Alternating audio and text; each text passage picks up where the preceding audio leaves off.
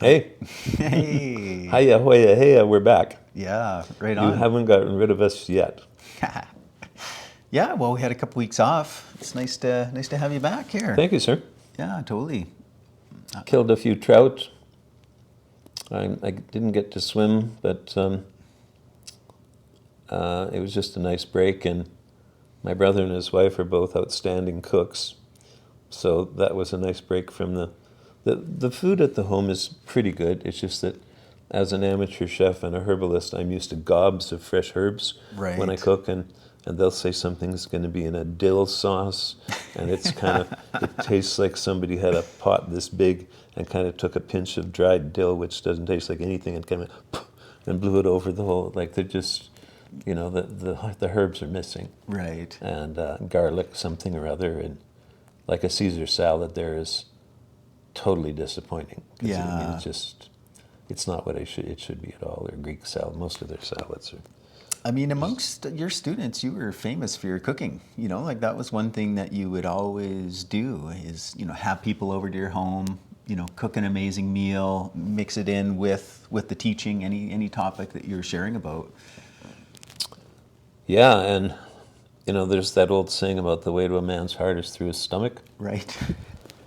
I don't know. I got a lot of great ladies in my life that I had one gal that came for supper and stayed for the winter sort Right. of thing. Yeah. And it was all about the food. So I think that's a unisexual saying. It's just good food is one way Yeah. to attract a friend or a mate. Totally. So It's a way yeah. to express love, show love, share I love. ended up with two wives that way. Yeah. Right.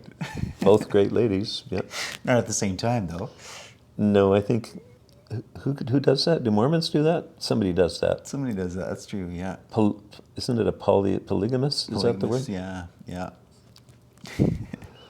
Most of time, us, another culture. most of us find that a little kinky. Anyway, that's not why we're here. No, for sure. So, yeah, great to reconnect after a couple weeks off. And yeah, we'll be diving in. I know we're going to be talking about mushrooms and who knows where the conversation will go. When I was still in my early teens and canoeing on the Churchill River, it would always just stun me every time I went out. We'd be camping on these islands that would have like 30 to 100 species of mushrooms. And some of them, I forget what it's called, but there's a white boletus. It only gets about 4 inches across, that out of its cap, not its bottom, oozes. It looks exactly like blood. It's probably called the bleeding boletus or something like that. Satan's bolete. Is it? That's what it's called. And I crawled out of the tent one morning and was literally, though this is what you do the first thing in the morning if you're, well, girls probably do it too. The first thing you do is have a pee in the morning. And I almost peed on some. Right. And it took me a while to find it in the book that I had with, anyway. Oh, maybe it's not. I'm looking, here's Boletus satanus, Satan's bolete. Maybe because it's more red. Yeah, than no, it is this actually is bleeding. crystal clear Right. globs on the top. Yeah. So I just reached a point where I said, I'm never coming up here again without a mushroom book or two. Yeah. And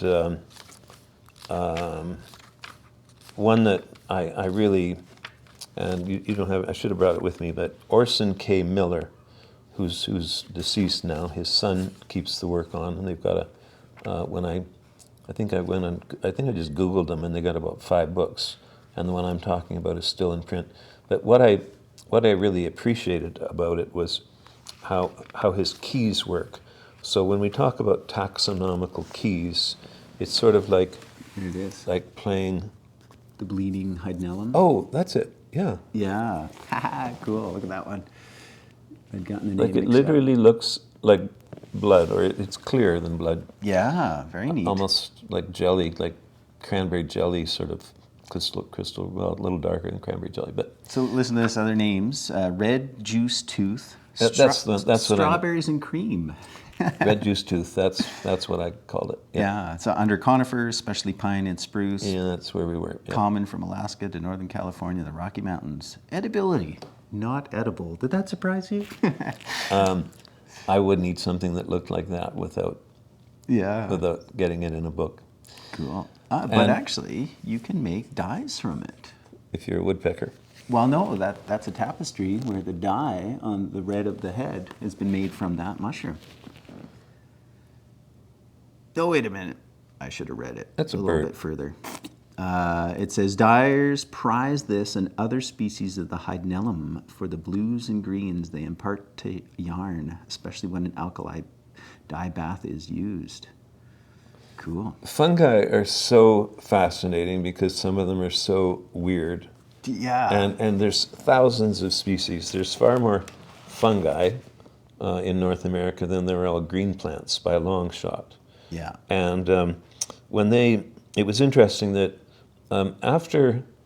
when they got the first planes off the ground, scientists wanted to know what was in our atmosphere.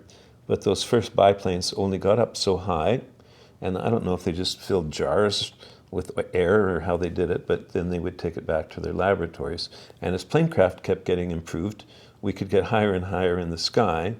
And as we got way into the outer reaches of the Earth's atmosphere, about the only thing left up there was mushroom spores. Mm-hmm. So the amazing thing we found out later was that they're the only thing that we consider alive on this planet that can withstand the deep vacuum of space.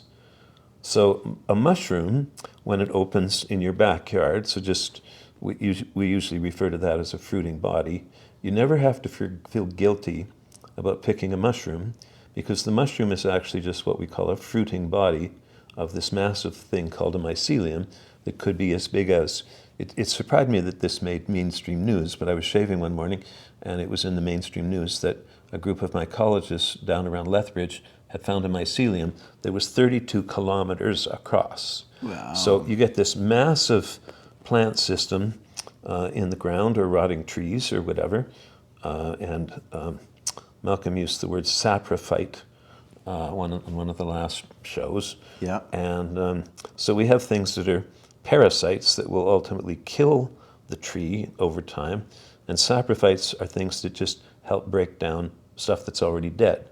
So they break things down and eventually turn it into compost, right? Yeah, yeah. And if you find some of the, like one of my favorites is Pleurotus austriatus, which is Yeah. commonly called the oyster mushroom. And when I find them in the forest, they're quite big, almost like half dinner plates. So that's one of they're bracket fungi that grow on trees, and they're half round sort of thing. But still with gills. With gills, yeah. And but I usually buy them in the Chinese markets, and they're never that big because they're farmed, and so they might get, well, you might get one that's 4 inches across or whatever. But the texture of the wild ones is a lot better. They're a little chewier, and the flavor is just outstanding. So usually I'm buying them, and it's kind of a stock item, and with some fresh garden sage, you know, and just a little bit of, well, that's all you need really. Maybe some lemon thyme, something like that. They're just extraordinary. Yeah, totally. So there was one weekend, just a day I was out with my students from Medicine Hat College, and we were camped out, and I was talking about how some mushrooms grow on tree trunks and whatever, and one of the students said, like those? And we all looked up, and there was just a whole whack of, I had my walking staff with me, and within short minutes, the students were all, I was using it to bang them off these rotten dry branches up there, and the I'm going to say kids, most of them were younger than me, were getting real good at catching them before they hit the ground. Right. And a bunch of us were together for dinner that evening, and they just couldn't believe how good these things were, right? Yeah. But it's, unless they're out this week, that's a stock item in my fridge. Until now, I don't have, well, I do have a fridge, but I can't cook anymore now that I'm in this care home. So it's frustrating for me that I can't cook, right? Yeah. It's such a treasure to be able to like find mushrooms in the forest. You know, like plants is amazing, it's one thing, but there's really something otherworldly and special about finding a mushroom. And just because, like you say, they're so cool, they're so fascinating, they're really weird. And but also like the cooking, the enjoyment of it. Like it's protein. You know, some mushrooms can be anywhere from 18 to 25% protein content. And you know, vitamins, minerals. Lots of minerals, yeah. Yeah. And then also kind of the immunological benefits, and you know, it's more than just nutrition as well. Yeah. So the only reason I wanted wild mushrooms younger was to eat them. Yeah. And it wasn't until I was involved in that symposium with you a few years ago Right. that I realized how much medicinal effect some of them had. Lion's mane Yeah. was one of my very favorites, and when I looked at it the other day, there's actually 9 species. Right. We were having a bit of a confusion. There's a guy on my unit that's been buying lion's mane, and it looks like it's brown almost. It's dried, but it's brown. And the stuff I was picking was snow white, and my first reference was that they grow on logs, Right. right? But I was picking them at eye level on live spruce trees. Really? And so when I looked it up, that's one of those things with different things within the genus, the different attributes, right? So if you were blindfolded and the way I cook them, you'd swear you were eating lobster. Right. That's why I love them so much. There's a texture to them, a little bit stringy kind of thing, and most of those coral mushrooms are really good, but you have to watch out for the ones that stain, Right. because you'll have diarrhea for Nope. longer than you want to. And we were running a course on the Churchill River that had some big rapids in it, and I know my brother's wife had it the worst with severe diarrhea. And when you're canoeing in rapids, Oh. and you really have to go. And I was sort of hearing Howard Cosell, if you remember who he is. He used to be the narrator for a lot of sports. And I was imagining there was a helicopter following us down this river in the big rapids, and sometimes you'd have to do an eddy. So it's like, wait a minute, the lead canoe is just doing something a little different in the maneuver here. Wait a minute, she's doing an extreme eddy turn here, and she's pulling her pants down. Ooh! Because yeah. diarrhea when you're running rapids isn't a good thing. No. So Have I ever told you my chicken of the woods story?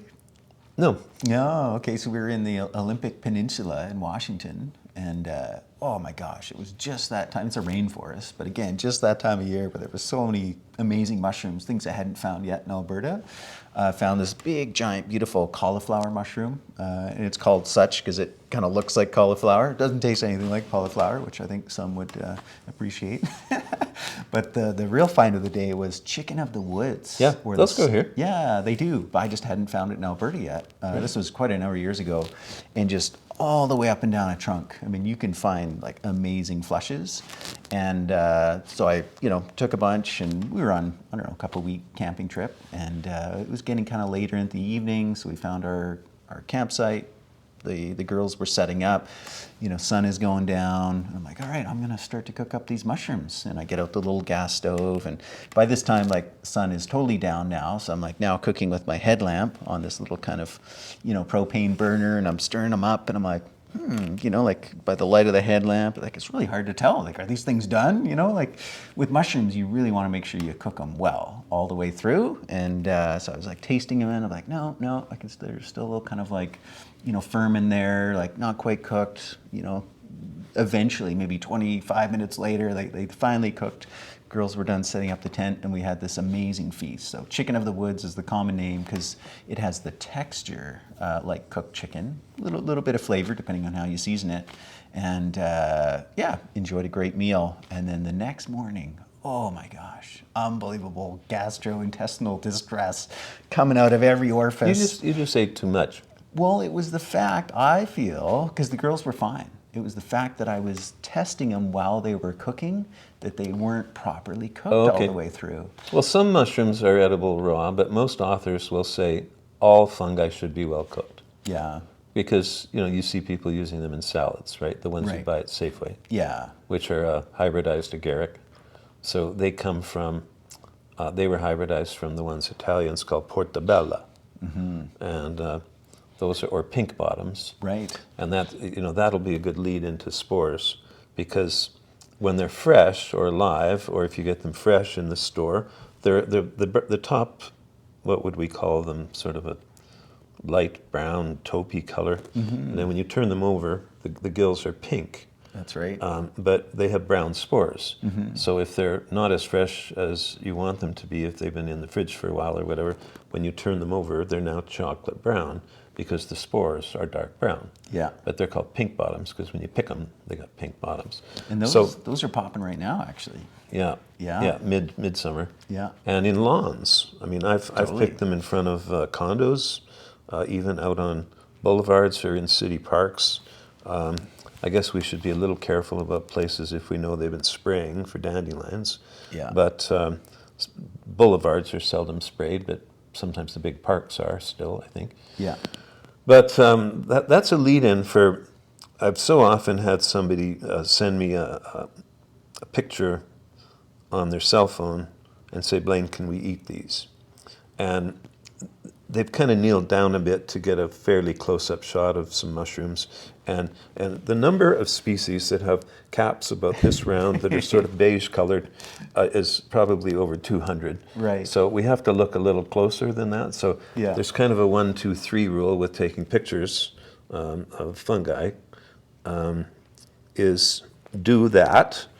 And then it's good to slice one open if you've got any sort of knife with you. Slice one open totally horizontally so that we can see a whole lot of things like the gills, if they even have gills. So some mushrooms have all these little gills that you're probably aware of from cooking mushrooms at all. And some of the wild mushrooms, when you turn them over, just look like a sponge. So in both cases, they produce spores. And we can't see spores with the naked eye. We'd need a stereomicroscope, I think. Or something in between. And on the gilled mushrooms, on the sides of the gills, there's these little things that come out almost looking like clumps of grapes. And then each grape bursts open and releases hundreds or even thousands of spores. So a single mushroom that you find somewhere in the woods is releasing thousands, even into the millions of spores. And they're really, really light, and they catch the breeze. And they're very fussy where they're going to hatch, because most of them, when you're taking notes of a wild mushroom, you want to look around and see, is it attached on wood, or was it on the ground? Was it in grass, or was maybe it needs pine needles, dead pine needles? So if you find a particular looking mushroom under a pine tree and a bunch of dead needles, and that's going to help with your identification eventually, right? Totally. Is it on a dead log, or the side of a living tree, or a tree that just fell over?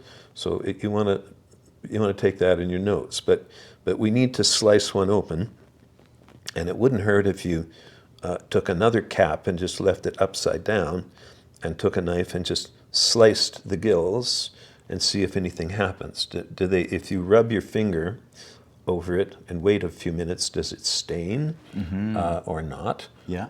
Or sometimes they ooze white. It looks just like milk. So that's a genus called Lactarius, because it looks like milk.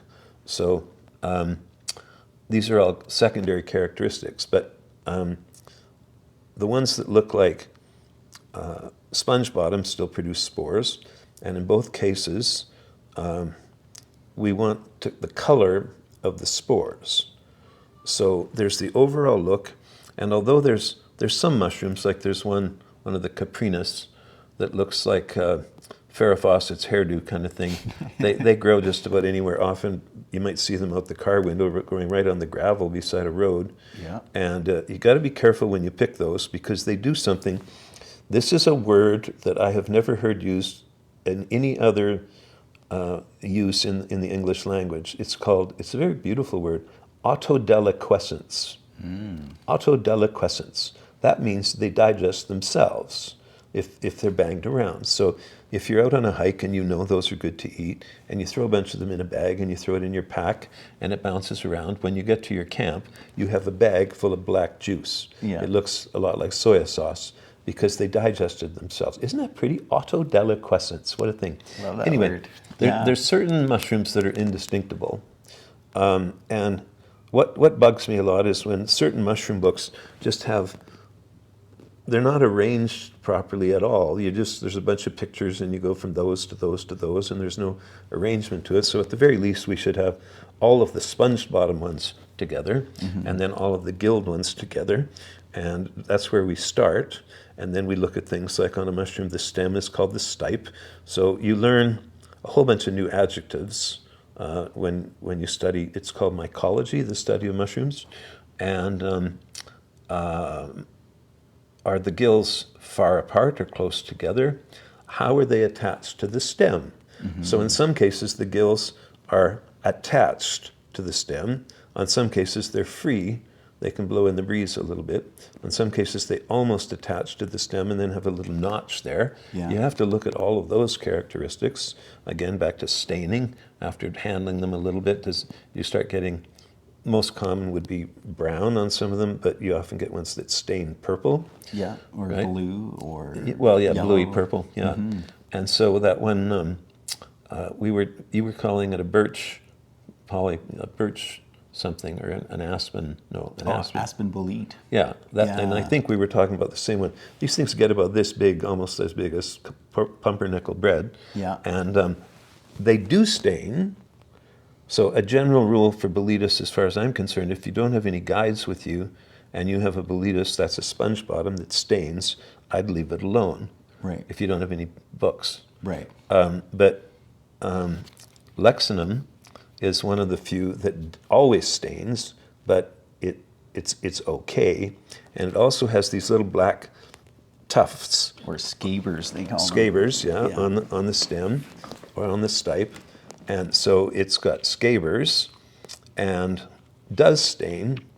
And it's got a really nice texture when it's cooked. It's nice and firm. So That's it right there, the aspen bolete. Lexinum insigni. can you read that? Yeah. The So- aspen scaber stock is the other name for it. Yeah. Yeah. So the whole point is you got to kind of look around.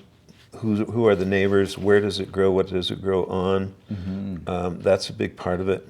But I like to see a mushroom guide where the individual species or genus, even sort of the genus, is recognized in the key. So back to taxonomy, and we have keys. It's sort of like playing, is it bigger than a bread box? We used to I Spy with my little eye. I don't know if somebody did that as a kid in the back seat on the way to the beach. Yeah. But we'd say, is it bigger than, so I Spy, so it might end up being a toothbrush. But you start out with just, is it a fungi? That's the beginning. And then you take some steps. Is it a gilled fungi? Or is it a sponge bottom fungi? And then we go from there with all of these other features. So if you just take a picture of the top of a mushroom, especially beige colored, and I don't know if it's got gills or a sponge bottom, I don't know what is. Yeah. Like, I'm sorry, there could be 2,000 things there. I'm not going to give you any recommendations over the phone. It's just not going to happen ever, ever, ever. We call those LBMs, little brown mushrooms. Little brown mushrooms. Yeah. So, well, there's another M word, but we don't Right. use that on the live broadcast. So anyway, we're looking for all of those first features. Does it bruise? Does it stain? Does it bleed? But the most important things with gilled mushrooms is the color of the spores. Yeah. So to the naked eye, they're invisible. But when they pile up, almost like a little snowdrift, you can see the color of them. And they could vary from white, and there's some good edibles that are white, but some of the most poisonous mushrooms in North America have white spores. Sorry. So what I used to do, I had a little fanny pack that was kind of handy because it was one of those ones that did up with zippers, so it was almost nothing to have on or in the canoe. But if you got mushrooming, it opened zippers, and I used to get these containers. Tupperware would be fine, but I used to get these metal containers when I was doing a lot of photography where I'd buy my film in 100-foot spools and spool it into what you put in the camera by yourself, and you save about 20% doing that. The other thing you save is you can roll, like when you buy 35 millimeter film, it's either a 24 or a 36, but you can roll a couple extra rolls on them and get 45 shot rolls. And because labs don't quite know what to do with that, especially when I was shooting transparencies all the time, they would just charge you for the 36. Right. So you've saved some money there too on your processing. At any rate, back to, is it a sponge bottom or a gilled bottom? So if it's a gilled bottom, you've sliced it open, you'll know within a few minutes if it's going to stain. And you look very closely at the gills. Are they free or are they attached? Sometimes they attach to the stipe and start growing downwards. It could be just a little bit, or it could be way down. That's called decurrent. So the mushroom may have sort of an indent on the top, looking kind of like a funnel, or not, but the gills themselves are decurrent. They grow downwards. Those are all features that we need to know about. So what you want to do, back to my little fanny pack, I had these little containers from film, and I would cut some white circles and some black circles, and then cut those in half so that my bottom was half black and half white. Right. And then have a crumpled up piece of wax paper in each of them. And sometimes the spores will fall out within a couple hours. So you might still be on your hike and you're getting a spore print. Sometimes it takes overnight. And because even the slightest breeze will make them float away, what you have to do when you put them, like at home, I used to often use the back of a magazine where there'd be big letters in black and white. Right. So you have to put them on the paper and then cover them with whatever's an appropriate size, a coffee cup, a soup bowl, a pot lid or something, so that no breeze is going to make them float away. And thousands of them will fall off. And the thing being black and white is that they could be white, they could be pink, they could be yellow, they could be green, they could be rusty cinnamon brown, chocolate brown, purple brown. That's where we get into psilocybe as a purple spore print. Yeah. And so if you put them on white paper and they were white, it's hard to see them because they're white on white. Yeah. If you look real close, you can see the little snowdrifts. Yeah. It's almost like looking across the negative for a photograph. But if you had pink paper and white spores, you wouldn't be certain. You know what I mean? So it's good to use black or white, preferably white, because there's a lot more colors than there is white ones. So when I was out the other day just walking from the home, and there's a few grassed areas and plants growing, and in one of the sections out front, growing just like your front yard, coming up right out of the mulch, were these nice looking mushrooms. And if I see a few little mushrooms and there's only say 100 of them, I think, what is that going to turn into when it's cooked? So unless you're doing it for photography reasons, I never bother checking those out because I'm not going to eat them or whatever. Yeah. Well, psilocybe maybe, Right. they're small. But like there's one hallucinogenic one that we might find here in southern Alberta that only grows on horse dung. Right. That's the only place it goes. So unless you're around some horses, there's no point looking, but it's sort of cone-shaped and a grayish cap, and that might be a bargain if you're looking for something like that. But mostly we're just cooking them to eat. And so I'm not going to bother unless there's quite a few of them. Right. And there's some decent-sized caps. And the first thing you want to do is that quite often the flies beat you to them. So the first thing you want to do is just break a couple open, and you'll know if they're wormy because there's all sorts of holes and maybe even some worms crawling out looking at you going, "Hi, I'm a worm. You want to eat me too?" And I'm not going to waste my time if they're all wormy, Yeah. right? Which happens to those Boletus we were talking about. Yeah. Sometimes the flies beat you, right? Totally. So we want to know that they're going to be edible if we wash them up. And then take some home, or like I said, you might start a spore print right on your trip if you have gear with you. But all you typically need is a magazine, or it could even be your mushroom guide, depending on how big the caps are. But you must cover them, leave them for at least a few hours, and then you might peek, or overnight it's going to work for sure. So you end up with this print. So anyway, I found this huge amount of fruiting bodies. Maybe I'll pause there again. Picking a mushroom is no more guilt-ridden than picking an apple off a tree. So the real organism, what we call the mycelium, is usually in the grass or in the tree or whatever, and you're just picking its fruiting body. And when they dump their spores, which could be in the millions from one mushroom, they end up in the atmosphere and could go around the outer atmosphere for years and finally come down into a storm or whatever and fall in somebody's yard in Japan. They came from your backyard. But unless they find exactly what they want to be living in, the right mulch. So if they weren't so fussy, Malcolm and I would have to use a shovel to get back to his car to take me home later, because we're inhaling mushroom spores right now, but we don't know it because they're invisible, right? Yeah. So they have to land on exactly what they want as a strata at the right moisture level. Maybe dry grass instead of wet grass. They want to find just the right place to hatch, and then they begin a whole new mycelium that grows for a while. And when it rains for several days, that's boom time. Like pretty much all mushrooms like moisture. And so that's boom time, and they grow and grow and grow and grow and grow, and then it gets real hot and dry. All of a sudden, the storm ends, real hot and dry. They might think, oh no, we're all gonna die now. We better save the species. So up pop these mushrooms, which dump millions of spores into the planet, into the atmosphere, so that, well, we may not make it, but the great-great-grandchildren will. Right. You know, and away they go flying around the world until they find the right conditions. It's quite... Yeah. It's I don't know neat. any green plants that do that, that have the ability to do that, right? They can just take off in space suits and head anywhere and right into outer space and come back, you know? Yeah. We haven't figured that quite out yet. Well, I guess we have. We can go to the moon and back, but can we go to Mars and back yet? I don't think, has anybody walked on Mars? No. No, we still have those creepy crawlers, right? Right, yeah. But they found ice crystals lately.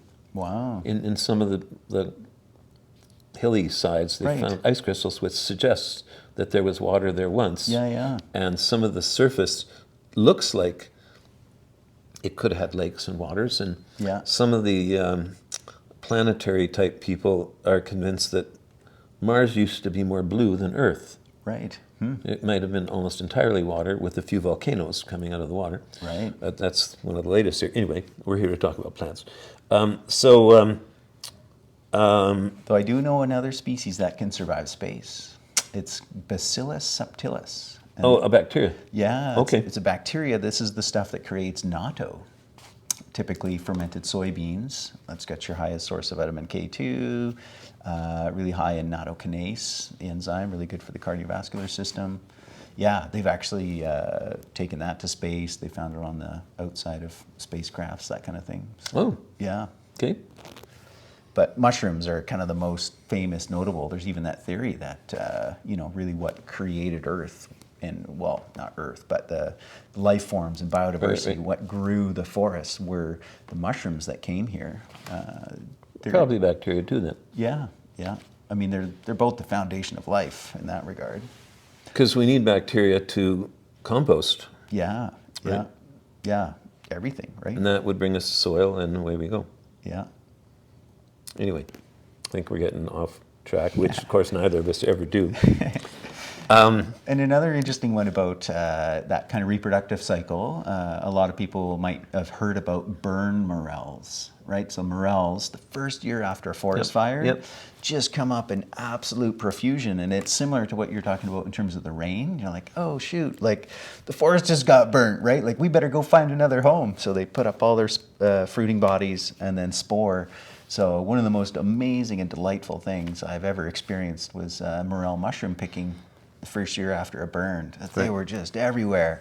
But you got to be so careful because you get so enamored. It's just like, oh my gosh, and another one. Like we literally collected easily over 100 pounds with our daughter, who was, I think she must have been about 7 or 8 at the time, and they had a friend. And I mean, we actually got lost in the forest because we just like, oh, over here, look, oh, there's more. And then suddenly you turn around and you go like, uh-oh, the entire forest, like all these burnt, charred trees, and you're like, where are we? What direction is what?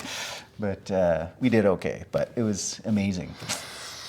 And those are one of the ones that if you buy them at a store, cost you a fortune. Yeah. But with all the fires recently, like I know France actually, who, they love morel mushrooms, they actually closed their borders to not flood the market and drop the price. That was a couple years ago.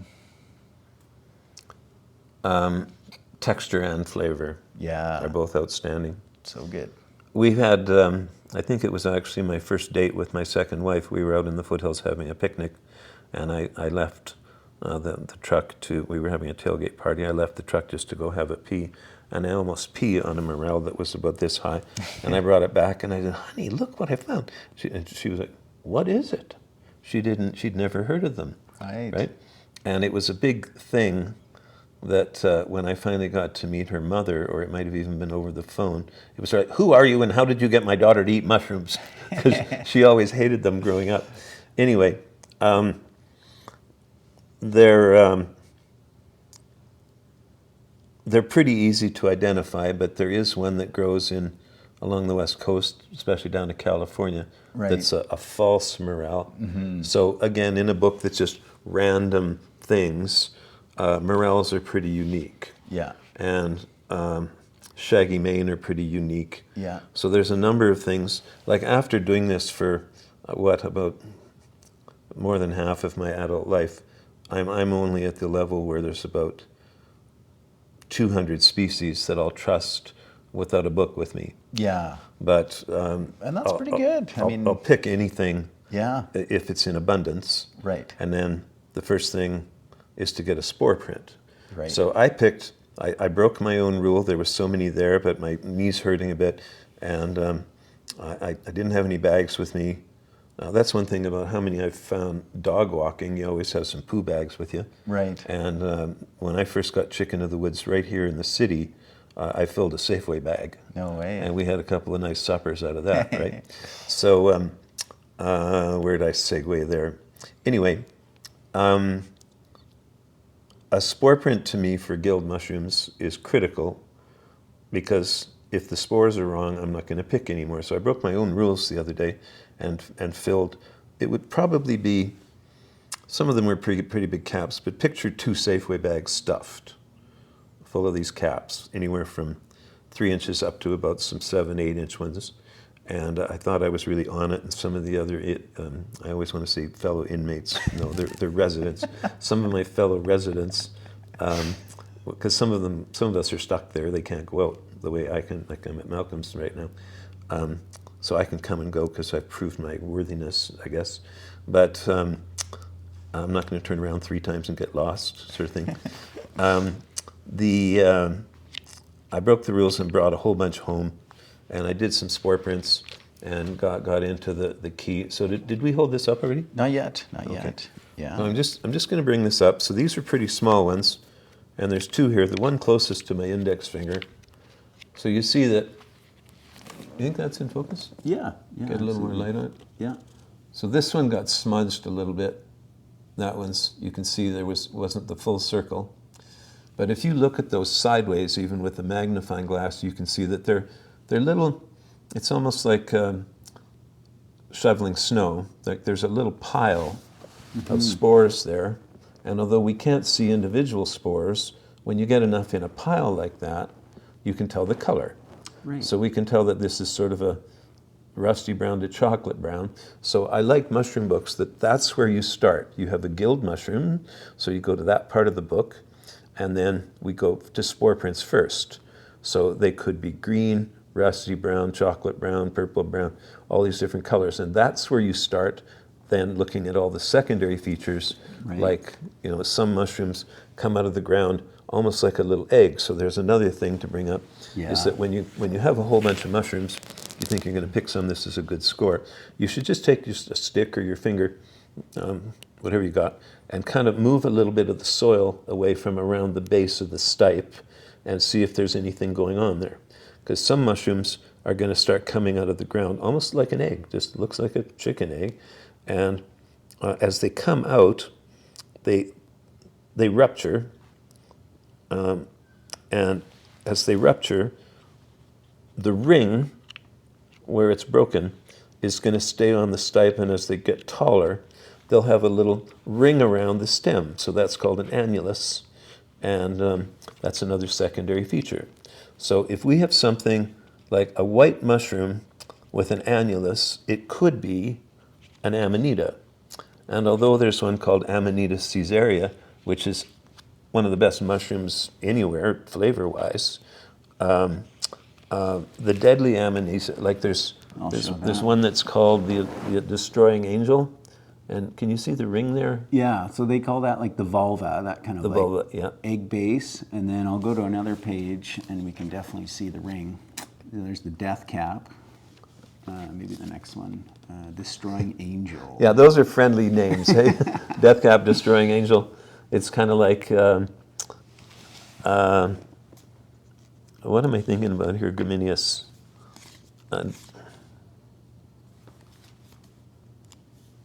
Yeah, there's an example of that kind of veil. And so when the mushroom, the cap first kind of emerges, it might have this kind of veil underneath where basically the That too, gills are yep. not visible. And then that usually breaks as it opens up. And sometimes there's cobwebs sort of looking things there too. Yeah. Cool. That's a good example of what you talked about. The vulva Yeah. splitting open. Yeah. And the mushroom emerging from that. So you want to, instead of just start grabbing them all, you want to, before you do that, pull some away, break one open to see if they're wormy or not, and then all these other secondary features, the way the gills attach, the color of the gills, but definitely get a spore print. And then there'll be a whole section of the book that's just rusty brown spore prints. Then you get into the extra details. How big are they? If it's kind of moist out, there's a word for if they're slimy, when the air is a bit humid. It doesn't need to be right after rain. They're kind of slimy. That's called viscid. Or are they dry when it's a dry day, like this morning? It's a nice sunny morning. Are they dry to the touch? They could be waxy.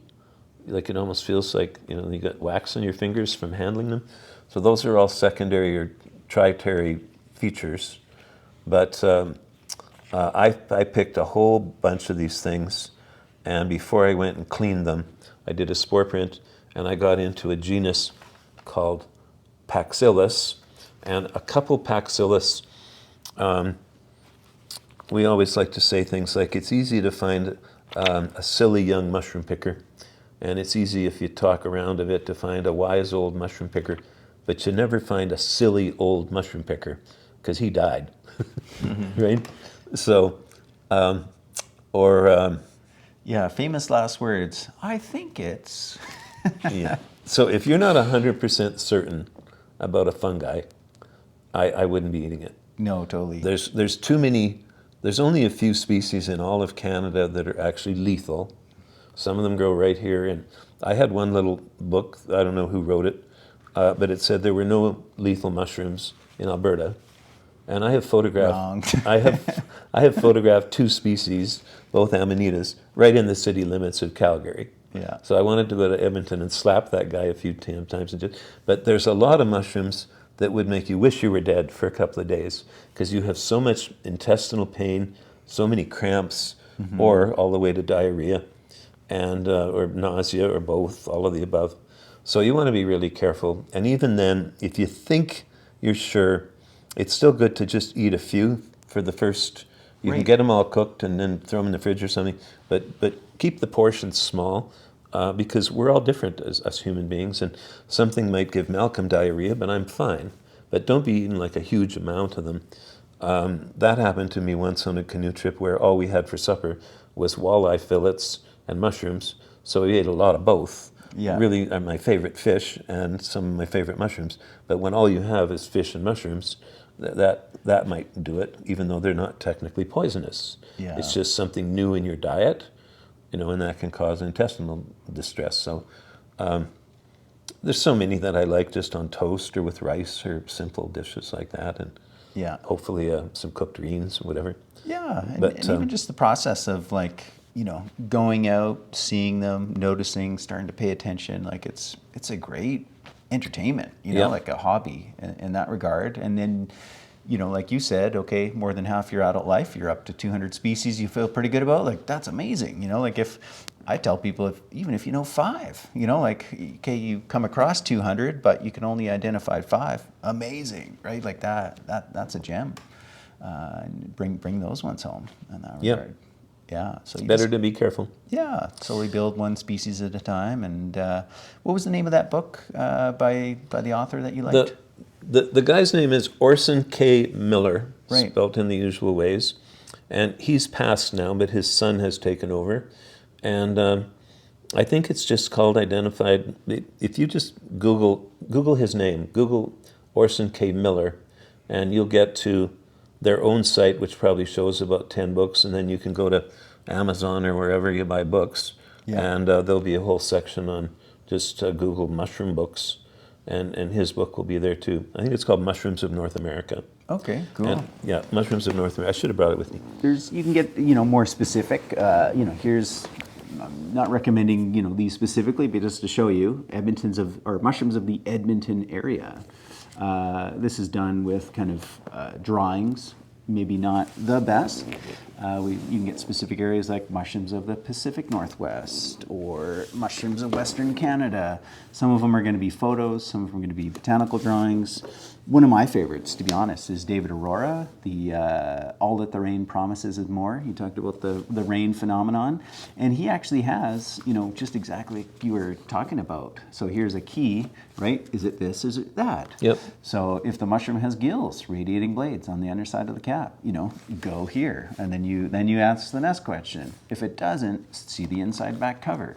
Okay, it doesn't. So now we're identifying mushrooms without gills. And it's this kind of like, is it teeth? Is it this? And then you kind of, choose your own adventure, work your way through. Yeah, that's a good start. Yeah, absolutely. Yeah. So what, and just the way those work is that you got it could be a 300-page book. Yeah. But it'll say, if it's gilled mushrooms, go to page 173. So you just left more than half of the book out of you don't have to go flipping pages all day. Yeah. That's why we want so-called keys. That's like the I Spy game again. It's bigger than a bread box. And this book is the condensed pocket version of this one. Look at that. So that's where it's very helpful, as you say, to kind of really dial it down. Like, okay, I don't need to... You don't have anything from Robert here? I do. I've got Robert Rogers here, the Fungal Pharmacy. Yeah, he's one of our circle. Yeah, and I wouldn't rely on this for identification, but I'd rely on it as reference. And he's expanded it. It's quite a bit larger and thicker now. Yep. What he's amazing for is really getting into the medicinal properties. What are the chemical constituents? How have they been used? He'll bring in kind of indigenous wisdom. He'll bring a TCM perspective where it's relevant, as well as kind of the modern scientific view. And this is an amazing book in that regard. This is the old kind of outdated version, which could be used kind of as a pocket guide. I mean, it's got some great edible mushrooms like the Lexinum we were talking about, but it's primarily focused on the medicinal ones. So that one's good just to kind of build your knowledge about these mushrooms. And then this is kind of my go-to for identification. And nice field guide size. Yeah, have it in your pocket. And the pictures are kind of, there's some Those are funny good ones. photos. Yeah, there's some funny ones too. Like, look at these, the giant Western puffballs. Have you found? Only twice. Yeah. Once in Crow's Nest Pass area somewhere, Yeah. and once in France. Wow, cool. And there was nobody else around that knew that was a fungi or Right. what to do with it. You might think it's just a big white rock in the field. You Yeah, know? and we just stirred up some eggs, not an official batter, but just to make them sticky enough that we stirred up some eggs and then rolled them in flour and fried them Right. lightly. Yeah. And what you said earlier, one of my fellow residents had said that she used to pick mushrooms with her mother, and they would always, and I thought, well, this is good enough advice. They would always bring them to a boil and simmer them for a little while, and then dump that water out, Oh, yeah. and then cook them again in cream. Oh, okay. And whether they thickened it or not, and then they'd add onions and things to it. Yeah, yeah. But that's, that first bringing it Yeah. up to heat Right. can often remove a lot of toxins or break them down. Yeah, totally. There's a few plants I'm thinking about. One of the first things in the spring, it's called marsh marigold, and by title you'd expect that it grows in mud. It could be just in ditches along the highway or whatever, or out near lake shores. And there's something called isothiocyanates, I think it is. And they would almost be like cooking crushed glass to your tongue. Wow. And in your whole throat area. But all you have to do is steam them really well, and that breaks down those Right. chemicals, and they're rather like eating broccoli. So it's very easy to recognize because it comes up first thing in the spring. You might not ever see it later because the flowers are gone, But that brings me back to the point of when you first learn most wild plants because oh, what's that pink one over there? And then you look it up in a book. But you really want to look at the leaves and who it's hanging out with. Right. So other than flower essences, plants are in their least useful phase when they're in flower, because that's them having sex, and it's kind of like, I don't know about you, but if the phone's ringing, could be your mother. You don't want to bother picking up the phone because you're having a good time, right? That's why we have answering machines. So, and that's why more people text now. Right. Yeah. Away we go. Yeah. So I made a mistake at, some of you might have been there, but when I reviewed Malcolm's been sending me the results of our get-togethers, and I realized that I made an error at the open house that we had just a few weeks ago at the shop, and I was talking about using essential oils in the eyes. The specific example, and the first time I did this, was a student's mother with shingles had been scratching her itchy back, and then mishappenly kind of rubbed her eyes and transferred the shingles, the virus, to her eyes, and had shingles in her eye sockets, which is just hard to imagine the pain that would be. Like, she was ready to just claw her eyes out. And standard practice medicine hadn't been able to help her at all. And I thought, well, I've treated lots of shingles topically. We don't have to pop her eyes out here. Let's just try spraying her eyes. And I used my cold sore blend, which is same virus. So how do we get this in her eyes? Because we can't use essential oils full strength. That would burn her eyes badly. And I know that because of hydrosols, which Malcolm makes a lot of in the shop. So when you cook a herb, different little, here's another sidebar, but I promise to get back on track. If you look at, I have some electron microscope photographs of, for example, the bottom of a basil leaf.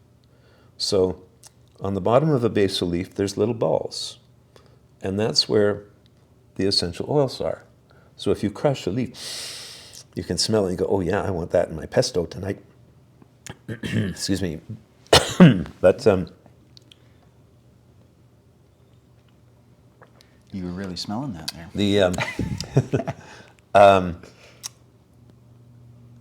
You might have noticed that in the markets, and I prefer to buy basil in the Chinese markets because it's a whole lot cheaper than some of the conventional grocery stores that we have.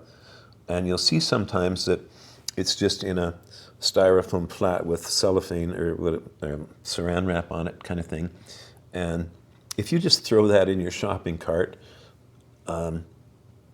or again, when you get home, you stuff it in a drawer with your celery and cabbage and whatever else you got in there, that it's within, even by the end of the day, the leaves are starting to turn black. Yeah. But if you buy it in a lot of the Chinese store, I don't know if there's some guy in the back room doing it with his lips. I don't care because it's very antiseptic, or if they actually use a compressor. But they put it in bags and it's in a little bubble. Some of the Chinese stores have a lot of the herbs in a little bubble of air. It's like a child's car seat, really. And that keeps them from banging into each other. Mm-hmm. So you can throw that in your cart and in the fridge at home and not use it for a week, and it's still bright and green. And the ones in the flat pack are all black. Yeah. That's because basil is allergic to itself. So on the bottom of the leaves, there's these little pockets. That's where the oils are made. And they store it so that they're not going to poison themselves. Right. Or burn themselves, I should say, because we all love to eat basil, I think. And in different, if we look at something like the terpenes coming out of spruce needles, it's different structures on something like a needle than the basil I'm describing. But all of the plants that have aromatic qualities have different little storage containers that they use it in. And so I wanted to bring that basil thing up about the handling of it. When you go and stroke your Melissa came up at in our open house. That's really, you can smell a lot of it, but there's a lot there, and it won't fix the balls, because Melissa's the same way, and they're little balls on the surface, the bottom side of the leaves.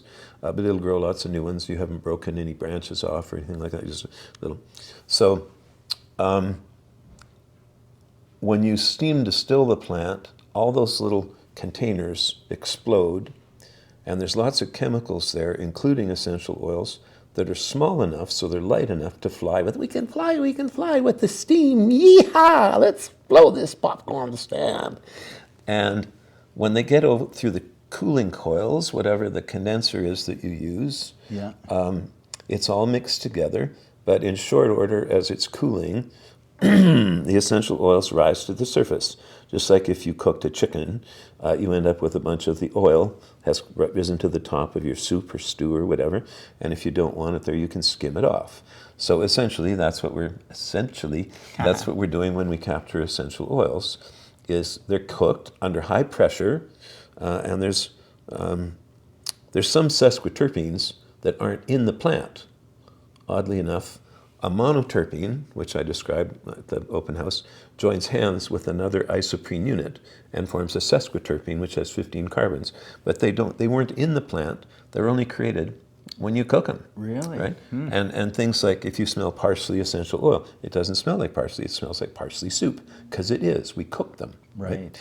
So we end up with a whole lot of hydrosol, which has got a number of small acids in it. Carboxylic acid is one that can fly with the steam, but it stays mixed in with the water, the distilled water, but the essential oils have separated. So if we're going to try and get essential oils into the eye at a safe dosage, it's got to be really low, and 1 to 3 parts per thousand is typically what distilled water will be able to mix with without an emulsifier. Most of the sprays that we make to have room sprays, bathroom sprays and things, use an emulsifier, often from coconut products, byproducts. Coconuts, period. Once you stir it together, like if you put an essential oil and water in a sprayer, it's kind of like making salad with oil and vinegar.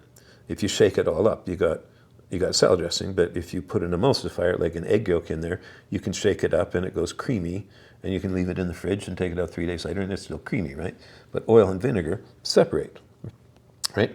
So for vaginal douching or for getting things in the eye, we have to make sure we're in a safe zone. And for most essential oils, it's 1 to 3 parts per thousand. And I brought that up at the open house, but it was later that I somehow skipped in my brain to saying 3 to 5%. Not that you'd be putting oils in your eye, but 3 to 5% is quite a bit stronger than 1 to 3 parts per thousand. So think about if we had a liter of distilled water, and it must be distilled not because we want it to be pure, but spring water is full of minerals. And we like that. We go to springs to get spring water because it's good for you. And city water is full of chemicals, so it's already full of something, and there's no room to absorb with the essential oils, right? If you did it with city water or spring water and really, really, really shook it, it would still work, but it would separate pretty quickly. Right. So without an emulsifier, if you use distilled water, you can add 1 to 3 parts per thousand. So what does that mean? A liter of water, that's 1,000 milliliters. If we put 1 milliliter in and give it a good shake, that's 1 to 3 parts per thousand. Right. So, but maybe we only want to make a little 60 mil sprayer, so you have to do a little math and figure out. And I've done this with back to the shingles solution. When I did it, it was probably a little stronger than that because I remember using a 60 mil bottle and adding about 20 drops. So a lot of books will tell you there's 20 drops in a mil. That's a lie. I've never found that to be true in all of my years, which is what now? 45 years of working with essential oils. I've never found a dropper top that does that. They're 32 at least, closer to 40 depending on the viscosity. And most of the dropper tops that I use are the same ones that I see on every other company's tops. So I'm going with there's on average closer to 40 drops per mil. So if I had 20 drops, that's half a mil. Right. I'm in that safe range. So I think I did 60 drops in just 100 mils of water, which is a little stronger, and that didn't hurt. And she'd literally just hold her eyes open and spade her eyes, and we had her all fixed up within a couple of days. And standard practice medicine hadn't been able to help her at all. So just use that loose guide. You can remember 1 to 3 parts per thousand, then do your own math.